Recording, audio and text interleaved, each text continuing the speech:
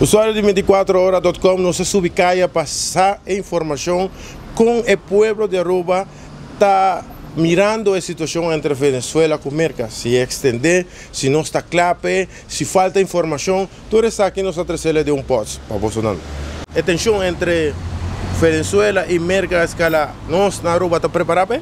Não, seguro que não. Digo não? Botar o arco não se reforço. Mita quer que sim. Te quer nosso primeiro-ministro está muito atento e está muito pendente para ter o bom controle, monitorar o assunto, assim para dar ao nosso povo informação. Te quer que sim, está bom controle. Se Estados Unidos e Venezuela a tensão queda crescendo e há uma guerra, Aruba está preparado para isso? Nos afectaría bastante porque nosotros somos la isla más cercana de Venezuela. A misa, o governo não está a informar o povo. Mas você sente não está falta? Está sentindo nos falta de informação, seguro, sim. Isso me pensa, sim. Não. Não? Não. E você sente nos falta informação, sim? Sim. Tem um obrigamento. Se a escala Aruba está clave, Sabe verdade, me vou contestar isso aí, não está seguro. Se como me acto, coisa mostrar normal.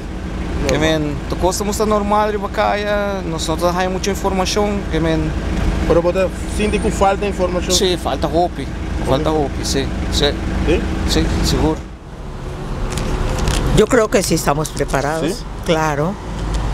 No, Aruba não tem nem claro para Horcan, agora a guerra.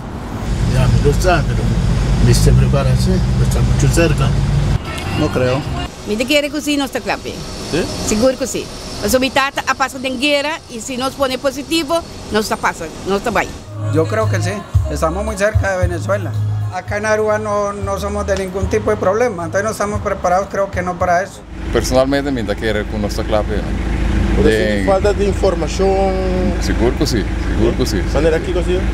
Já, bisa nós que está vai estar, consequência não, se algo assim não me se passa aqui que vai quando vai parar, não?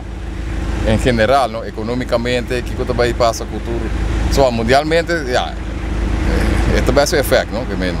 Bom, e aceita e reacciona com os aí de parte pueblo, que quer saber mais informação e quer saber mais de parte do governo. Bom, nós de 24 horas a 13 pavos. Vosso amigo servidor Eduardo Lorbe, traz de câmara Kevin Valderrama. Nós está a prometer de notícia.